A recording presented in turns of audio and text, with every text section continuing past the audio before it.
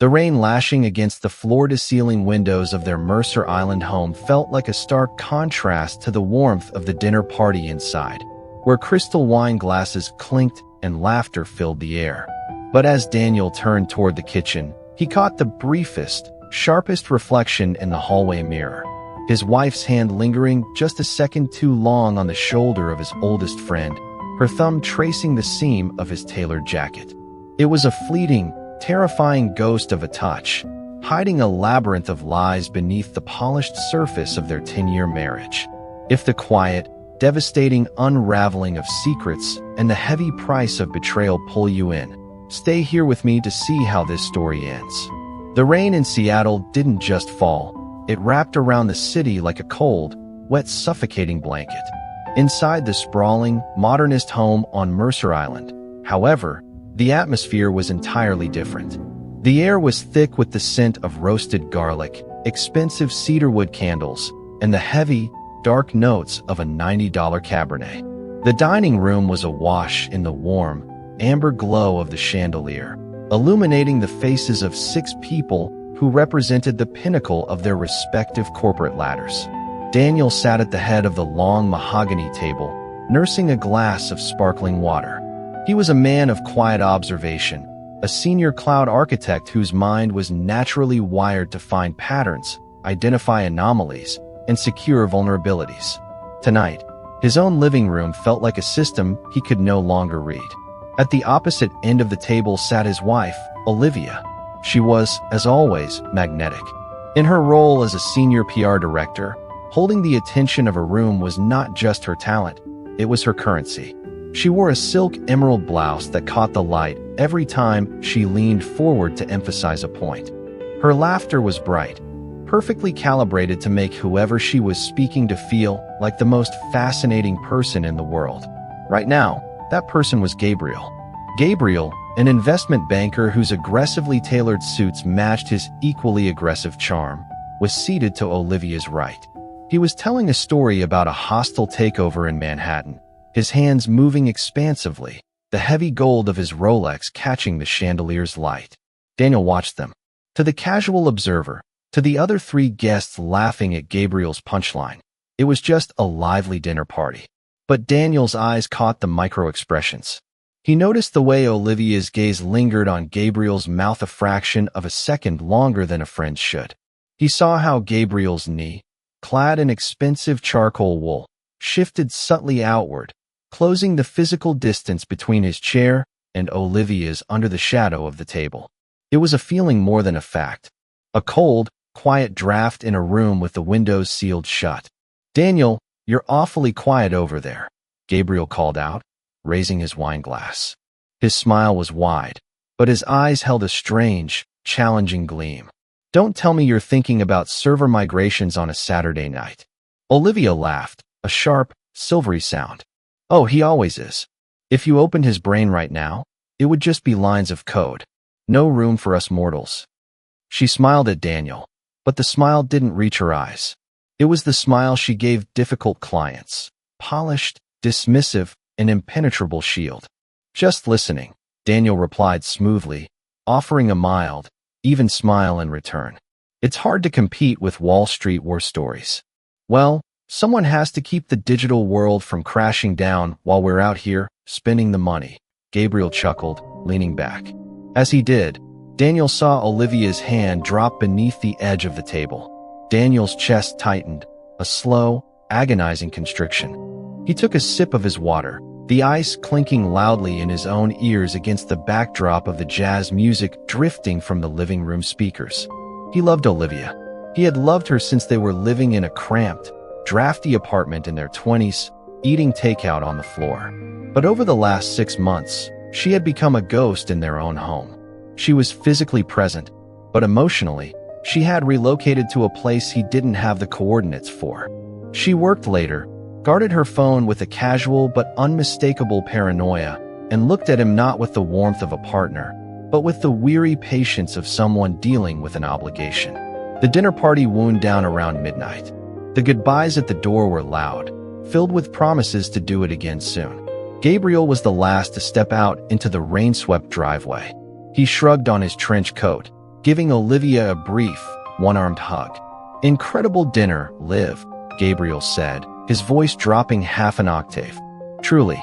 Drive safe, Gabe," Olivia said softly, her hand resting momentarily on his lapel. Daniel stood a few feet back, holding the door, his face an unreadable mask. "Good night, Gabriel." When the door finally clicked shut, the silence of the large house rushed in to fill the space left by the guests. The sudden quiet was deafening. Olivia immediately dropped her hostess' smile. Her shoulders slumped, and without a word to Daniel, she began gathering the empty wine glasses, her movements quick and mechanical. "I'll take care of the kitchen," Daniel said, his voice low. "You go rest." "I'm fine," she snapped a bit too quickly. She didn't look at him. She carried a stack of plates to the sink, the heels of her shoes clicking sharply against the hardwood floor.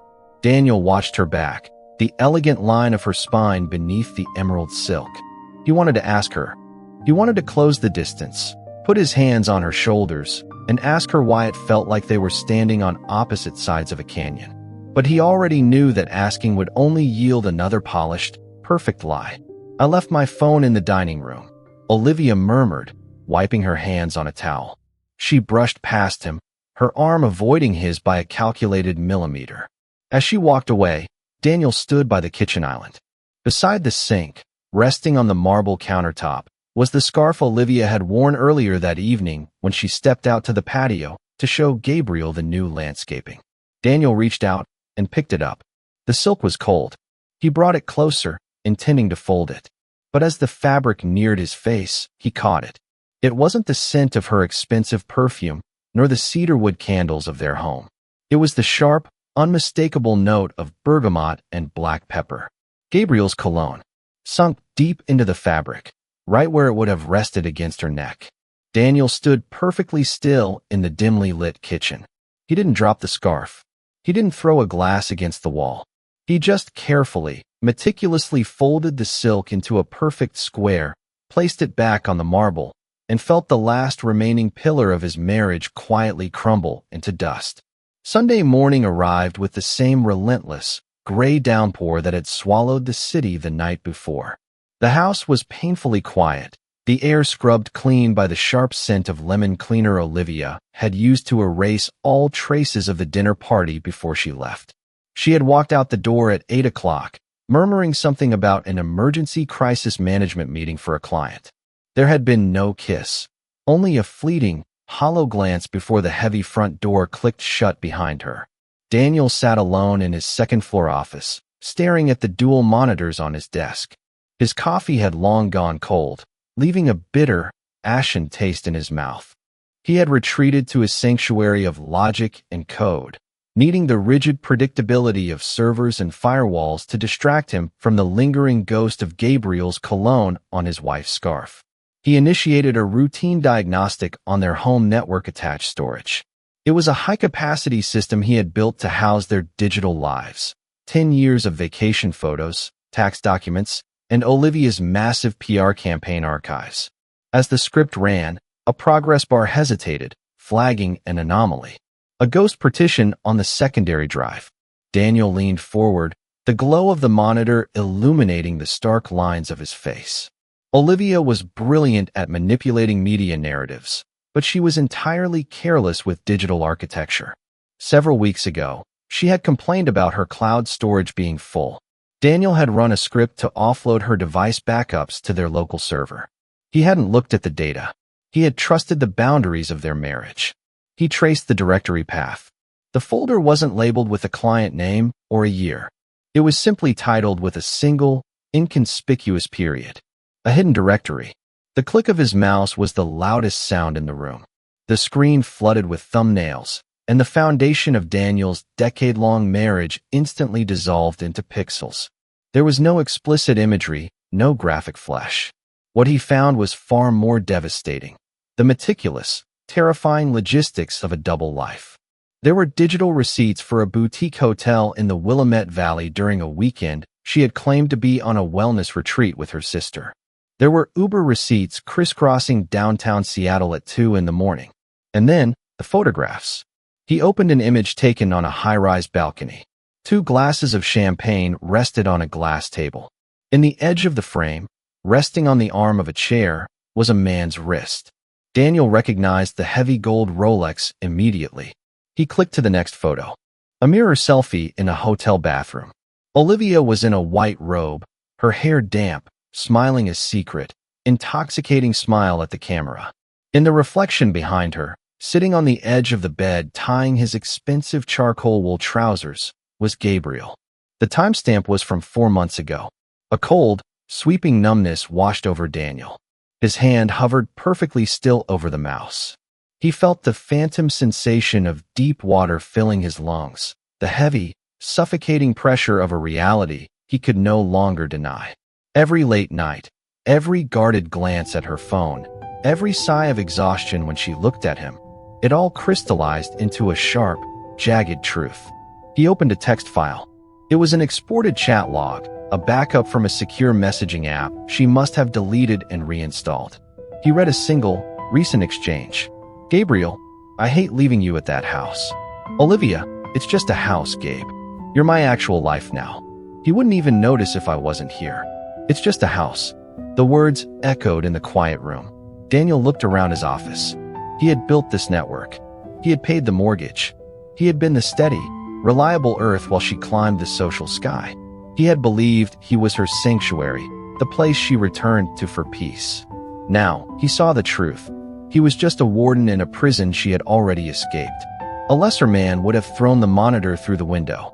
A lesser man would have called her, screaming into the phone, demanding the tears and apologies that shattered egos crave. But Daniel was an architect. When a structure is fatally compromised, when the rot reaches the load-bearing walls, you do not scream at the collapsing beams. You calculate the trajectory of the fall.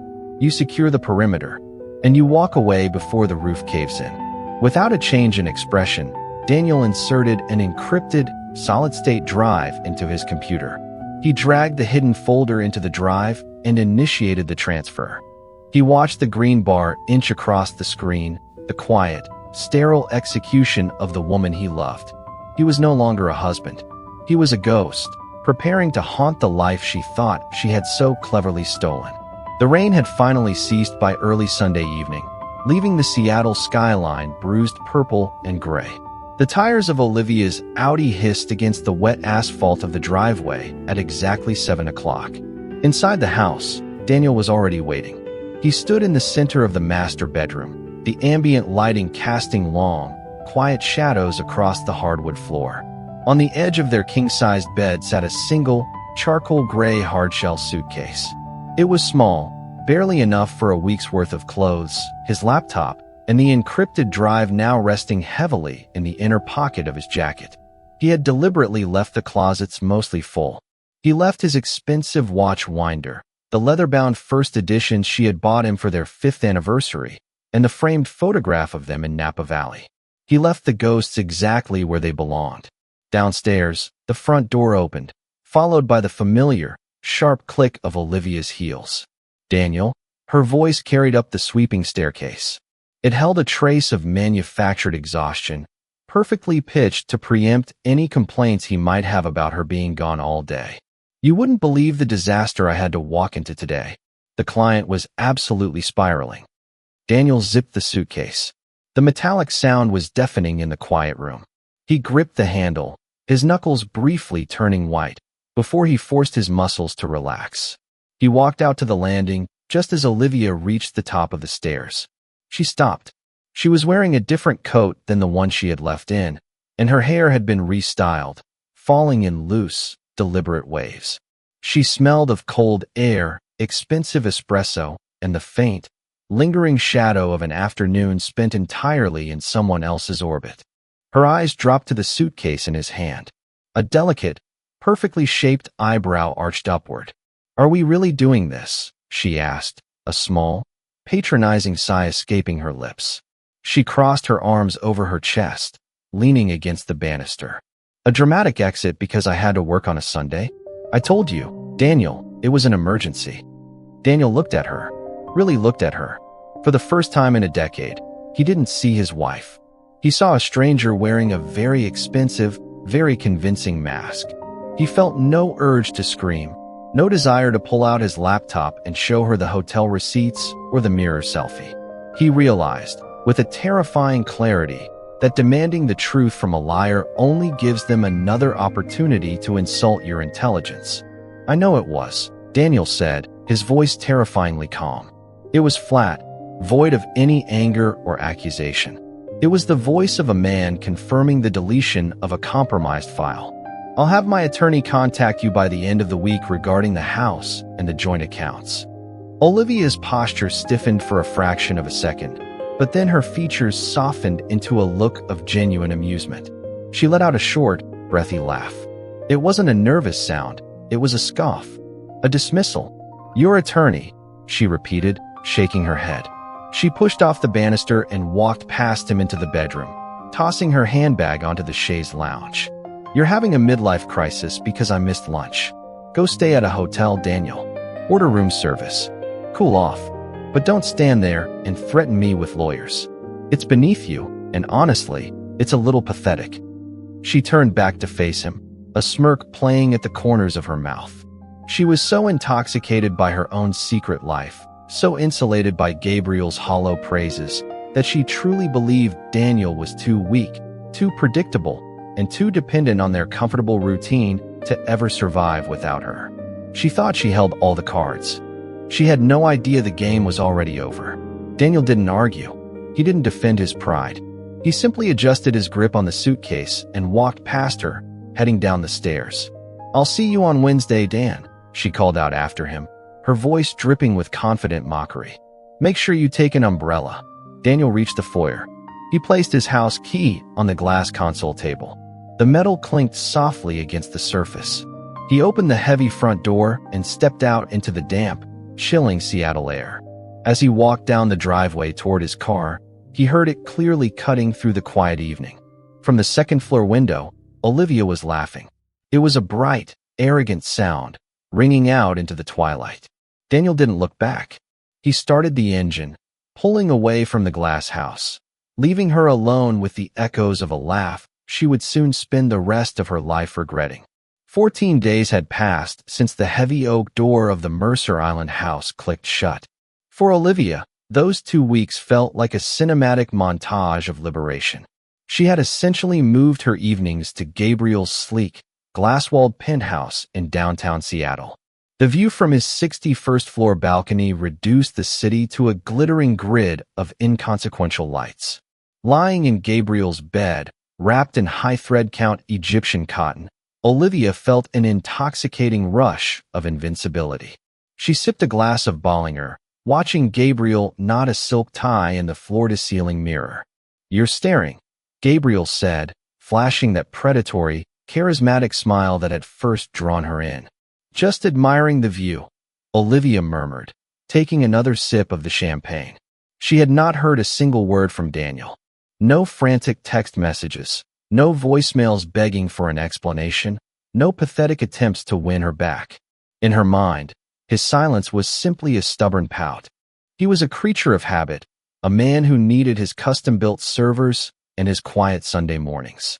She was absolutely certain he was staying at a mediocre business hotel, nursing his wounded pride, waiting for her to break first. She had no intention of doing so. This, the luxury, the passion, the danger, was the life she deserved. Yet, a microscopic fracture appeared when her phone buzzed with an urgent email from her PR agency. A major tech client was threatening to pull their account. Olivia sighed, reaching for her laptop on the nightstand. "I have to put out a fire. The Davies account is imploding." Gabriel didn't look away from the mirror as he adjusted his collar. "Let your junior associates handle it, Liv. It's a Friday night. We have reservations at Camless in an hour. Don't drag the mood down with office drama." His tone was light, but the dismissal was absolute. Olivia's fingers hovered over the keyboard. Daniel would have asked what the crisis was. He would have brought her a cup of tea and listened to her map out a strategy. Gabriel just wanted her to be a beautiful accessory for his dinner. She pushed the thought away, forcing a smile, and closed the laptop. The high of the affair required her to ignore the altitude sickness. 3 miles away, in a sterile, short-term corporate apartment in Belltown, The only light came from the glow of Daniel's dual monitors. There was no Egyptian cotton here, no champagne, no illusion of romance. The apartment smelled faintly of industrial carpet cleaner and stale air. A single mug of black coffee, long gone cold, sat on a folding table he was using as a desk. The rain lashed against the unadorned window, blurring the streetlights below. Daniel was not pouting. He was working. On his left monitor was the encrypted drive containing the timeline of Olivia's betrayal. On his right monitor was a secure video conference with Marcus Thorne, one of the most ruthless family law attorneys in King County. "The financial forensics are complete, Daniel," Marcus said, his voice tinny through the laptop speakers.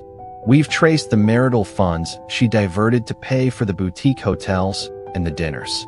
Washington is a community property state, but judges do not look kindly on using joint accounts to fund a paramour. It establishes a clear pattern of dissipation." Daniel stared at the screen. The phantom pain in his chest, the dull ache of losing the woman he had loved for a decade, was still there, a constant, low-frequency hum. But he refused to let it pilot his actions. "And the house?" Daniel asked, his voice steady, devoid of the grief that kept him staring at the ceiling until 4 in the morning every night. "The petition for dissolution will be filed on Monday morning," Marcus replied, adjusting his glasses, "along with a motion to force an immediate sale of the Mercer Island property. We have also prepared the ex parte orders to freeze the joint investment accounts to prevent any further unauthorized withdrawals." "Do it," Daniel said. "Are you certain?"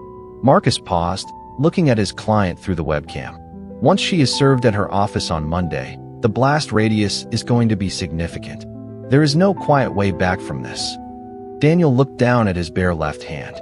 The pale band of skin where his wedding ring had sat for 10 years was slowly beginning to fade. He thought of her laugh echoing in the driveway, the absolute arrogance of a woman who thought she held his entire heart hostage. "I'm not looking for a way back, Marcus," Daniel said, closing the encrypted folder. "I'm looking for the exit." The Davies Tech account did not just implode. It detonated, taking 3 months of billable hours and Olivia's spotless reputation with it. Sitting in her glass-walled corner office overlooking the Puget Sound, Olivia stared blankly at the short, legally approved termination email from the Davies CEO. The glare of the overcast Seattle sky reflected off her monitor, casting a harsh, pale light over her usually flawless makeup. They cited a lack of proactive communication. Nora, the agency's senior managing partner, said from the doorway. Nora was a woman who did not believe in softening blows. She stepped into the office, letting the heavy glass door swing shut. "They said you've been unreachable after 5 o'clock for the past month, and that the crisis strategy we submitted last week looked like it was drafted by an intern." "I can salvage it," Olivia said, her voice tighter than she intended. She sat up straighter, adjusting the cuffs of her blazer. "I'll fly down to Silicon Valley tomorrow. I can get in front of their board." "No, you won't," Nora replied, her tone icy and flat. "The bridge is burned, Olivia. What I want to know is what has been going on with you. You've been operating at a 50% capacity since the beginning of the quarter. If you are burning out, take a leave. But do not bleed my firm's retainers because you can't focus." Nora didn't wait for an answer. She turned and walked out, the click of her heels echoing down the corridor like a metronome counting down the end of Olivia's golden era at the agency. Alone in the silence of her office, a sudden, heavy panic settled over Olivia's chest. Her first instinct, ingrained over 10 years of shared life, was to reach for her phone and call Daniel. Whenever she faced a professional defeat, Daniel was the anchor. He would listen quietly, brew a pot of dark roast coffee, and systematically help her break down the problem until it felt solvable. His mind was built for troubleshooting, for carrying weight. Her thumb hovered over his contact name. Daniel. She hadn't spoken to him in 21 days. The arrogant certainty that he was just sulking in a hotel was beginning to sour into a quiet, unnamed dread. She swallowed hard, exited out of his contact, and called Gabriel instead. He answered on the 4th ring. "Make it quick, Liv. I'm stepping into a meeting with the Tokyo office." The background noise was the hushed, manicured hum of his wealth management firm. "I lost the Davies account," Olivia breathed, rubbing her temple. "Nora just tore me apart. It's a disaster, Gabe. I don't even know how the timeline slipped so badly." There was a pause on the line. She waited for the reassurance, the outrage on her behalf, the promise that he would come over and they would figure it out. "Well," Gabriel sighed, the sound sharp with irritation, "I told you that client was a deadweight anyway. You shouldn't have been wasting your weekends stressing over them." "It's a $2 million retainer, Gabriel," she snapped, her frustration flaring. "It's not deadweight. It's my career. Look, Liv, I can't do the corporate therapy thing right now," Gabriel said, his voice dropping into a tone of patronizing impatience. "I have millions of actual dollars moving across the Pacific in 5 minutes.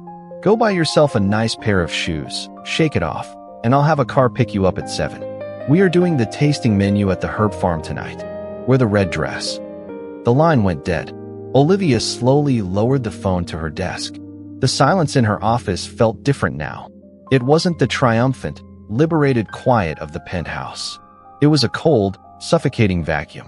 She looked at her reflection in the dark screen of her locked phone. For the first time since the night of the dinner party, the intoxicating thrill of her secret life completely evaporated, leaving behind a bitter, metallic taste. She had burned down a sanctuary to live in a glass castle, and she was only just now realizing that the walls provided absolutely no shelter from the storm. An architect understands that a building does not collapse all at once. It begins with microfractures in the foundation, a slow, invisible yielding of weight, until a single, critical load-bearing beam is removed. Then, gravity does the rest. It was Tuesday, 2 o'clock in the morning. The rain had paused, leaving the Seattle streets slick and reflecting the amber glow of the streetlights. In his sparse apartment, Daniel sat illuminated only by the harsh, blue light of his monitors. It was the witching hour for server maintenance, the time when digital worlds were quietly taken offline, patched, and rebooted. For 10 years, Daniel had built and maintained the complex infrastructure of their shared life. He had automated their finances, secured their digital footprints, and wired the Mercer Island house to anticipate their every need. Now, he was carefully, methodically tearing it all down. With a few keystrokes, he logged into the master control panel of their home network. He initiated the severance protocols he had drafted over the weekend. First, the utilities and the smart home systems. He removed his name as the primary administrator, transferring sole billing and control to Olivia's personal email address. He revoked her access to his personal cloud storage, their shared calendars, and the security cameras monitoring the perimeter of the house. He watched her profile picture vanish from the authorized user lists, one by one. It was a sterile, silent erasure. Next were the finances. Marcus Thorne had secured the temporary ex-part orders that afternoon. Daniel opened the banking portal. He executed the court-approved transfers, dividing the liquid assets of their joint savings exactly in half, routing his portion into a newly established, individual trust. Then, he placed a hard freeze on the primary joint checking account and the shared platinum credit cards. He didn't feel a rush of vindictive pleasure. He only felt the hollow, echoing exhaustion of a man disarming a bomb he had once called a home. He closed the laptop, the screen going black, and listened to the hum of the city outside. 9 hours later, Olivia was sitting in the back of a black car, creeping through the heavy mid-morning traffic on I-5. She was already late for a desperate salvage meeting with a mid-tier client, a drastic step down from the tech accounts she used to manage. Her head throbbed, a residual ache from another night of Gabriel's expensive wine and superficial conversations. She opened her laptop, intending to pull a legacy PR template from the Mercer Island home server. She clicked the familiar shortcut on her desktop. A gray dialog box appeared. Access denied. User credentials invalid. Olivia frowned, tapping her trackpad impatiently. She typed in her password again. Authentication failed. Contact system administrator. A cold prickle of annoyance crawled up the back of her neck. She pulled out her phone, navigating to the banking app to pay the invoice for the black car service before they reached downtown. The facial recognition scanned her features, but instead of her dashboard, she was met with a stark white screen and red text. Account frozen. Please contact your branch for assistance. The annoyance instantly curdled into ice water in her veins. Her breath hitched. She opened her digital wallet and tapped the joint credit card. Suspended. She opened the home security app to check if Daniel had been at the house. User not found. The invisible walls of her world were suddenly, violently closing in. Ma'am, we're at your stop, the driver said, glancing at her in the rearview mirror. The card on file for your account just declined. Olivia stared blindly at the driver, the sounds of the Seattle traffic muffling into a distant roar. She handed him her personal, low-limit emergency card with a shaking hand. Standing on the damp sidewalk outside the client's office building, Olivia looked down at her locked phone. Daniel wasn't pouting in a hotel room. He wasn't waiting for her to come to her senses. He had bypassed the screaming, the broken plates, and the tearful ultimatums entirely. With terrifying, surgical precision, he had simply amputated her from his existence, leaving her bleeding out on a sidewalk while she still thought she was holding the knife. Wednesday morning brought a deceptive, fragile stillness to the city. The rain had paused, leaving the sky a sheet of flat, glaring white. Inside the sleek, open-plan floor of the PR agency, the atmosphere was equally tense. Since the loss of the Davies account, the staff moved around Olivia's glass-walled office with the careful, hushed steps of people navigating a minefield. Olivia sat at her desk, her posture rigid, projecting an aura of intense focus. She was drafting a recovery strategy for a secondary client, desperately trying to anchor herself in the familiar rhythm of crisis management. Her personal credit cards were still suspended, an inconvenience she had mentally filed away as a technical glitch Daniel would inevitably fix once he cooled down and realized how absurd he was being. She had convinced herself he would call today. It was Wednesday, after all. He had to be missing the routine. At 10:15, the heavy glass door of her office swung open. It wasn't Nora, nor was it her junior assistant. It was a man in a beige windbreaker, holding a clipboard and a thick manila envelope. He looked entirely out of place among the bespoke suits and designer dresses of the agency, carrying the worn, tired energy of someone who delivered bad news for a living. The low hum of the office abruptly died down. Dozens of eyes subtly shifted toward the glass box. "Olivia?" the man asked, his voice carrying the flat cadence of bureaucracy. "Yes," Olivia said, her brow furrowing in irritation. "Who are you? You shouldn't be past reception. I have a delivery for you.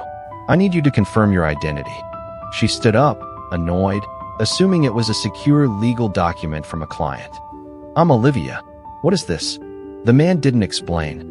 He simply handed her the thick envelope, checked a box on his clipboard, and said, "You've been served. Have a good day." He turned and walked out, the silence of the bullpen amplifying the sound of his rubber-soled shoes. Olivia stood frozen behind her desk. The envelope in her hands felt unnaturally heavy, the rough paper scraping against her manicured fingertips. A faint, high-pitched ringing began in her ears. Slowly, with fingers that suddenly lacked their usual coordination, she pulled the metal clasp back and slid the documents out. The thick black font at the top of the page seemed to burn into her retinas. Superior Court of Washington, County of King. Petition for dissolution of marriage. She stopped breathing. Her eyes dragged down the page, catching fragments of the clinical, devastating language. Irretrievable breakdown. Division of assets. Motion to compel sale of real property. Petitioner, Daniel. It wasn't a threat. It wasn't a negotiation tactic. It was a fully executed, legally binding execution of their shared life. He had actually done it. He hadn't gone to a hotel to pout. He had gone to war. The heat drained from Olivia's face, leaving her pale and trembling. She looked up through the glass walls. Her assistant quickly averted her gaze, pretending to type. The entire floor had witnessed the exchange. They didn't know the exact contents, but the humiliation was a palpable, suffocating weight in the room. She dropped the papers onto her desk as if they were burning. Panic, raw and unpolished, finally cracked through her immaculate facade. She grabbed her phone, her hands shaking so badly she dropped it once onto the hardwood floor before snatching it back up. She dialed Daniel's number. The arrogant certainty that he would answer, that he would listen to her explain, that she could still pull the strings of his affection, was entirely gone. The phone didn't even ring. There was a fraction of a second of dead air, followed by the automated, sterile voice of the carrier. "The number you are trying to reach is unavailable." "No," Olivia whispered, the sound catching in her throat. She opened her text messages. The last message she had sent him was 3 weeks ago, a mundane reminder to buy coffee beans. She typed furiously, "Daniel, stop this. We need to talk." She hit send. The text immediately turned green. Not delivered. She tried his email. She tried his encrypted messaging app. She even tried calling his office line, only to be seamlessly routed to a generic voicemail box that stated he was on an indefinite leave of absence. He was gone. The architecture of their marriage had not just collapsed. Daniel had leveled the ground and salted the earth behind him. Standing alone in her glass office, surrounded by the ruins of her career and holding a dead phone, Olivia felt the true, horrifying gravity of the situation. The memory of her own mocking laughter from the top of the stairs echoed in her mind, a ghost returning to haunt her. She had laughed because she thought he could not survive without her. Now, staring at the divorce decree, she realized the terrifying truth. He had already learned how. By Thursday afternoon, the silence had become a physical weight, pressing against Olivia's chest until it was difficult to draw a full breath. The PR agency had essentially placed her on a quiet, humiliating quarantine, assigning her menial copy editing tasks while Nora handled the fallout of the Davies account. Gabriel, citing a critical merger, had canceled their dinner plans 2 nights in a row via text message. Olivia was entirely untethered. The illusion of control she had clung to was gone, replaced by a frantic, clawing need to be seen by the one person whose gaze she had taken for granted. She left the office at 2 o'clock, ignoring her assistant's questioning look, and drove her Audi through the relentless Seattle drizzle to South Lake Union. Daniel had casually mentioned months ago that he was consulting for a high-end cloud security startup in the area. It was a shot in the dark, but it was the only physical location she had left. The lobby of the tech building was a cavernous space of polished concrete, living green walls, and the low hum of an artisan espresso bar. Olivia stood near the security turnstiles, her trench coat damp, her usually flawless hair frizzy from the humidity. She felt entirely out of place, a trespasser in a world that used to be an extension of her own. She waited for 40 minutes, her anxiety gnawing at the edges of her sanity. She mentally rehearsed the arguments, the apologies, the defensive deflections she would use when he finally exploded at her. She needed his anger. Anger meant passion. Anger meant he still cared enough to be wounded. Then, the silver doors of the executive elevator slid open. Daniel stepped out. He was not wearing his wedding ring. He was dressed in dark, tailored denim and a charcoal cashmere sweater she had never seen before. He was holding a paper coffee cup, laughing quietly at something the woman walking beside him, a sharp, intelligent-looking executive with a tablet, was saying. He didn't look like a man whose 10-year marriage had just imploded. He looked lighter. The chronic tension that used to reside in his jaw, the exhaustion she had assumed was just a part of his personality, was completely gone. "Daniel," Olivia called out, her voice cracking slightly, echoing off the concrete. He stopped. The woman beside him paused, glancing between them. Daniel's expression did not register shock, nor did it twist into the bitter rage Olivia had braced herself for. The transformation in his face was far more terrifying. His features settled into a mask of mild, polite recognition. It was the exact expression one might give a former colleague they hadn't seen in years and didn't particularly care to catch up with. "I'll meet you in the boardroom, Sarah," Daniel said to his companion, his tone perfectly even. The woman nodded and walked away, her heels clicking against the floor. Daniel turned his attention back to Olivia. He didn't close the physical distance between them.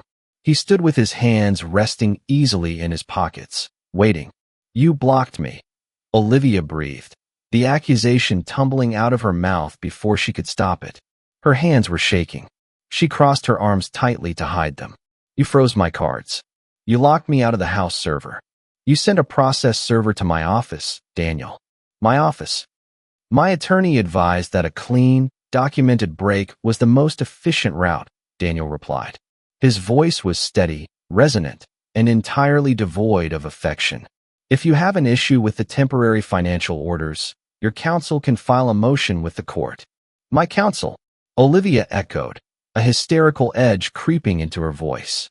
We were married for 10 years. You love me. You don't just pull the plug on a decade like it's a defective server. Daniel looked at her. He looked at the manicured nails that had traced Gabriel's collar, the expensive coat bought with their joint funds, the terrified, wide eyes that had lied to him every single day for the last 6 months. You pulled the plug, Olivia, he said quietly. There was no venom in his voice, only the sterile recitation of a fact. I just finalized the paperwork. I made a mistake, she whispered, the words tasting like ash. It was the first time she had admitted it aloud, driven by the sheer terror of his emptiness. We can fix this. Just come home. We need to talk. Daniel checked his watch. The gesture was so casual, so profoundly dismissive, that it felt like a physical blow to her stomach. The house goes on the market next week, Daniel said, looking back up at her. His eyes, which used to look at her as if she hung the moon, were now completely vacant. I don't have a home with you anymore, and I don't have anything left to say to you. Goodbye, Olivia. He turned and walked toward the security gates, swiping his badge. The glass doors parted, and he stepped through, disappearing into the sleek, secure corridors of his new life. Olivia stood alone in the cavernous lobby, the smell of roasted espresso suddenly nauseating. She had prepared herself for his hatred. She had never prepared herself for the absolute, crushing reality of his indifference. The rain had returned to Seattle, beating a relentless, freezing rhythm against the floor-to-ceiling windows of Gabriel's 61st floor penthouse. Olivia stood in the center of the expansive living room, her trench coat dripping dark water onto the imported Persian rug. She hadn't bothered to take it off. The chill from her encounter with Daniel 24 hours earlier had seeped deeply into her bones, a pervasive cold that no amount of cashmere or central heating could alleviate. Gabriel emerged from the master suite. He was not wearing his usual welcoming, predatory smirk. Instead, he was dressed in a sharp, slate-gray travel suit, carrying a leather garment bag and a sleek overnight case. He paused when he saw the puddle forming around her leather boots, his jaw tightening in faint annoyance. Liv, he said, his tone perfectly neutral, devoid of the magnetic warmth he usually reserved for her. I thought you were going straight to the agency. I texted you that I had a flight to Chicago. I needed to see you, she said, her voice trembling.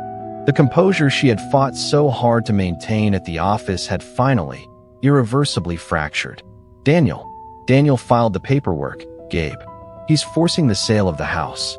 He completely shut me out of everything. My accounts are frozen. The agency is treating me like a pariah.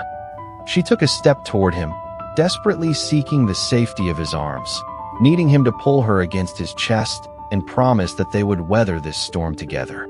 She needed him to validate that this nightmare was simply the messy transition period before their perfect life could truly begin. Gabriel didn't reach out. He smoothly bypassed her, setting his luggage by the heavy oak door. He walked over to the wet bar, poured himself 2 fingers of Macallan, and did not offer her a glass. I told you he was going to play hardball. Gabriel sighed, taking a slow sip.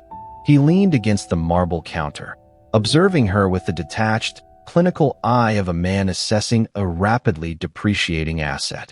Divorce is a bloody business. You need to hire a shark, get your half of the equity, and move on. I don't have the liquid funds for a retainer right now, Olivia admitted, the humiliation burning like acid in her throat. He froze the joint accounts. I was hoping I could stay here, just for a few weeks, until the dust settles. The silence that followed was heavy, suffocating. Gabriel looked down into his amber liquor, swirling the glass.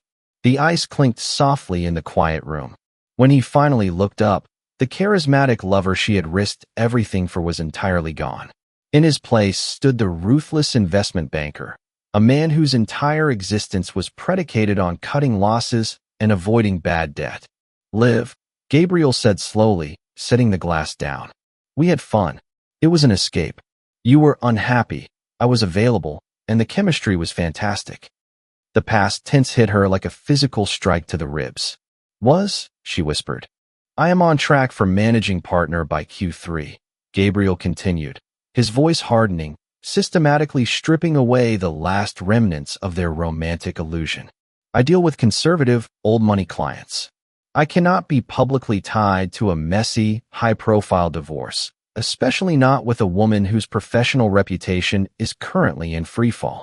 The optics are terrible." Olivia stared at him. The penthouse, with its glittering views and bespoke furniture, suddenly revealed itself not as a castle, but as a beautifully decorated, sterile cage. She remembered Daniel's quiet, steady hands. She remembered the way Daniel had carefully folded her scarf, the one laced with this very man's cologne. Daniel had built her a sanctuary. Gabriel only ever wanted a vacation. "You're leaving me," she stated, the reality finally, fully piercing her delusion. "I'm going to Chicago," Gabriel corrected, checking his Rolex. The exact same watch she had admired in a hotel mirror months ago, back when she thought she was invincible. "And when I get back, I think it's best if we take a significant step back. You need to focus on your legal battles. I need to focus on my firm." He picked up his luggage. He didn't offer an apology. He didn't offer a gentle goodbye. He simply opened the door, waiting for her to understand that her time in his pristine, consequence-free world had officially expired. Olivia turned and walked out into the corridor. The heavy door clicked shut behind her, a sound almost identical to the one Daniel had made when he left the Mercer Island house. Only this time, Olivia wasn't laughing.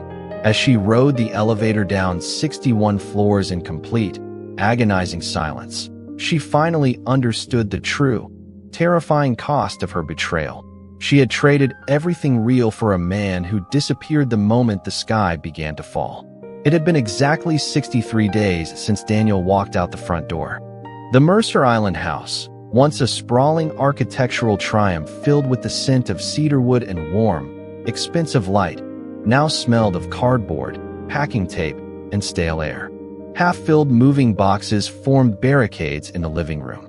Olivia sat on the edge of the leather sofa, her posture broken. The emerald silk blouses and tailored blazers had been replaced by an oversized, faded gray cashmere sweater. The PR agency had subtly forced her into an indefinite sabbatical after her public unraveling, and Gabriel had not returned a single phone call since his flight to Chicago. She was entirely alone, haunting the empty halls of her own life. The crunch of tires on the driveway pulled her from her suffocating numbness. She stood, her heart hammering a frantic, painful rhythm against her ribs. She smoothed her hair with trembling hands, a pathetic, reflexive vanity. The heavy front door unlocked with a sharp click. Daniel stepped inside. He was wearing a dark navy overcoat, an umbrella in one hand, and a leather portfolio in the other. He did not look like a man returning home. He looked like a building inspector assessing a foreclosure. The Seattle rain drummed against the floor-to-ceiling windows, the only sound in the cavernous space. "The staging company is arriving in 20 minutes, Daniel said, closing the door behind him. His voice echoed off the bare walls, flat and resonant. He didn't ask how she was. He didn't comment on the dark circles bruised beneath her eyes or the hollow curve of her cheeks. "Daniel," she whispered. Her voice was brittle, cracking in the vast, empty space. He ignored the plea, stepping past the boxes to inspect the baseboards near the fireplace. "Did the contractors finish the drywall patching in the guest suite?" he asked, opening his portfolio and uncapping a silver pen. Olivia watched him. He moved through the living room with an efficient, terrifying detachment. He walked over the exact spot where they used to drink Cabernet and listen to jazz records, treating the floorboards merely as structural elements to be evaluated. He walked past the dining room where, only months ago, she had traced another man's collar under the chandelier. "They finished it on Tuesday," she managed to say, her throat tightening so painfully she could barely swallow. She wrapped her arms tightly around her torso. "Daniel, please.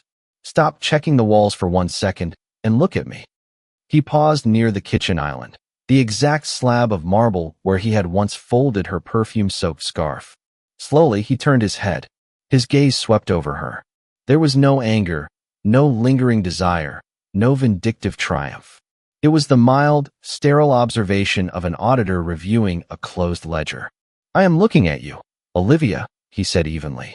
"I have nothing," she choked out, a single tear finally spilling over her lashes, tracing a hot, humiliating path down her pale cheek. "I lost my position at the firm. Gabriel. He was nothing. He left the second it became a liability. I'm packing up 10 years of my life into cardboard boxes, and I don't even know where I'm going to take them." She took a step toward him, a desperate, gravity-defying movement. "I made the worst mistake of my life. But this house, this is our home. We built this. You built this life for us. Please." Daniel looked around the kitchen, his expression entirely unchanged by her tears. "I built an infrastructure," he corrected her, his voice low, steady, and absolute. "You introduced a virus that corrupted the core architecture. When a system is compromised beyond repair, you don't keep patching it. You wipe the drives and salvage the hardware." He looked back at her, and the absolute zero of his eyes finally froze the last beating pulse of her hope. "This isn't a home anymore, Olivia. It's real estate. And as of next Friday, it's going to be liquid capital." He checked his watch, the metallic glint of the face catching the gray light from the window. "Please ensure your remaining personal boxes are moved to the garage before the photographer gets inside. The staging crew needs the master bedroom completely clear." He turned his back on her, walking down the hallway to inspect the master suite. He left her standing alone in the center of the ruins, surrounded by boxes of her own making, finally understanding that no amount of tears could resurrect a man who had already buried her. The King County Courthouse was entirely devoid of romance, tragedy, or closure. It was simply a machine of bureaucracy, defined by scuffed linoleum floors, the harsh buzz of fluorescent lighting, and the smell of industrial floor wax. 6 months had passed since the night of the dinner party. Daniel sat at the petitioner's table beside Marcus Thorne. He wore a simple, sharply tailored navy suit. The chronic exhaustion that had haunted him during the final year of his marriage was entirely gone, replaced by a quiet, steady vitality. His cloud security startup had recently secured its second round of funding, but right now, his mind was perfectly still. He felt no anger. He felt no vindication. He felt only the calm anticipation of a system reboot. At the respondents' table, 10 feet away, sat Olivia. She was a ghost of the woman who had once commanded rooms in silk blouses and designer heels. She wore a plain, charcoal gray dress that seemed a size too large. Her hair was pulled back into a severe, utilitarian knot, and her face was pale, stripped of the vibrant confidence that used to be her armor. The PR agency had officially let her go 3 months ago. The lavish dinners with Gabriel, the penthouse views, the intoxicating thrill of her secret life, they all felt like a fever dream from a previous century. The court has reviewed the settlement agreement regarding the division of assets from the sale of the Mercer Island property, the judge said, his voice a monotonous drone cutting through the quiet courtroom. "Are both parties prepared to execute the final decree?" "Yes, Your Honor," Marcus Thorne replied. Daniel picked up the heavy black pen. He did not hesitate. He signed his name on the line, the ink flowing smoothly, legally amputating a decade of his life in less than 3 seconds. The bailiff carried the document over to Olivia. She stared at the paper. Her hand was trembling so violently she had to grip her own wrist to steady it. She looked across the aisle at Daniel, a final, desperate plea in her hollow eyes, begging for a flicker of the man who had once promised to love her forever. Daniel was looking straight ahead at the judge. He didn't even glance her way. Slowly, agonizingly, Olivia signed her name. "The petition is granted," the judge declared, striking the gavel with a dull, wooden thud. "The marriage is dissolved." There was no dramatic music. There were no tears in the courtroom. There was only the rustling of papers being placed into leather briefcases. They walked out into the corridor and took the elevator down to the ground floor in complete silence. When the silver doors parted, Daniel stepped out first. He pushed through the heavy glass doors of the courthouse and stepped onto 3rd Avenue. The Seattle rain was falling in sheets, washing the gray sidewalks clean. Daniel did not open an umbrella. He stood in the rain for a brief moment, letting the cold water hit his face, breathing in the sharp, metallic scent of the city. He pulled the collar of his coat up, hailed a passing cab, and got in. He didn't look back at the courthouse. He drove away, heading north toward a blank slate, leaving the wreckage entirely behind him. Olivia walked out onto the pavement a minute later. She had no umbrella, and she had no one waiting for her. She took a bus to a drab, beige apartment complex in a noisy suburb south of the city. She unlocked the door to a cramped one-bedroom unit. The air inside was stale, smelling faintly of old paint and cheap carpeting. The thin walls vibrated slightly as a heavy truck rumbled down the highway outside. She didn't turn on the lights. She left her damp coat on, walking over to the cheap, second-hand sofa in the center of the small living room. She sat down, pulling her knees to her chest in the overwhelming darkness. The silence of the apartment was deafening, a physical pressure against her eardrums. She closed her eyes, trying to block out the reality of her new life. But in the dark, the memories rushed in. She remembered the scent of cedarwood candles. She remembered the warmth of the chandelier in the dining room. And then, cutting through the silence of her lonely apartment, she heard it. It wasn't a hallucination. It was a memory so sharp it drew blood. It was the sound of her own voice. The bright, confident, arrogant laugh she had let out from the top of the sweeping staircase on the night Daniel packed his single suitcase. She had laughed because she thought she was invincible. She had laughed because she thought he would never survive without her. Sitting alone in the cold, unyielding dark, Olivia finally began to weep. She cried not for the house, or the money, or the career. She cried because she realized that Daniel had not destroyed her life. She had meticulously, willingly dismantled it herself, trading an entire universe of love for a handful of ashes. And the only thing left to keep her company for the rest of her life was the haunting, inescapable echo of that laugh.